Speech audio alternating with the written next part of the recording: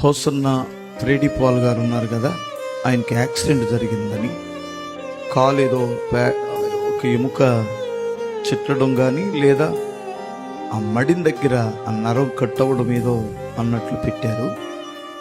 Operation చేయాల్సి వస్తుందేమో, ఏదో సర్జరీ చేస్తారని. ఆ దైవ సేవకుని క్షేమం కొరకు, ఆరోగ్యం కొరకు, మనం దైవ సేవకుని క్షేమం కొరకు, ఆరోగ్యం కొరకు బ్రతికించాడు దేవుడు. కరుణ సంపన్నుడు, ప్రమాదము నుంచి తప్పించారు.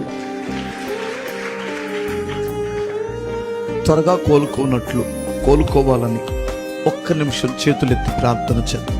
పరిశుద్ధుడ, ప్రేమ కలిగిన మా తండ్రి, మీకు స్తోత్రం నాయన.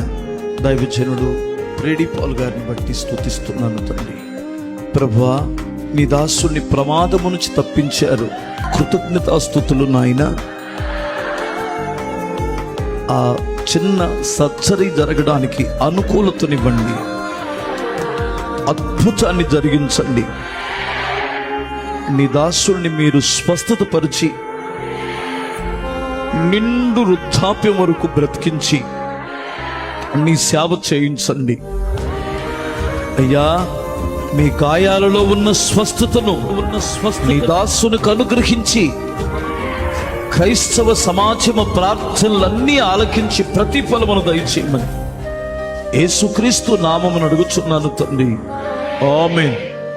మన ప్రార్థనలన్నీ ఆలకించి తన సేవకుడిని స్వస్థపరిచిన తండ్రికి స్తోత్రం చెబుదాం.